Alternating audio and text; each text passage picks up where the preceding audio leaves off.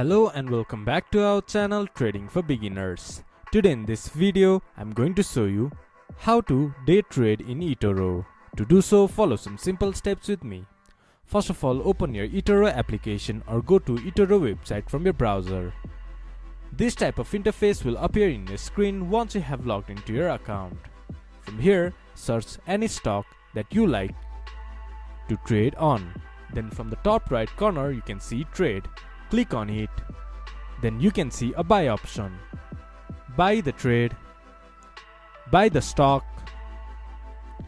Then in matter of time, sell it. This is how you can day trade in Etoro. This much for today's video. If you guys find our video helpful, please leave a like and comment. And do not forget to subscribe our channel and hit the bell icon. I'll see you guys again in our next video. Thank you for watching.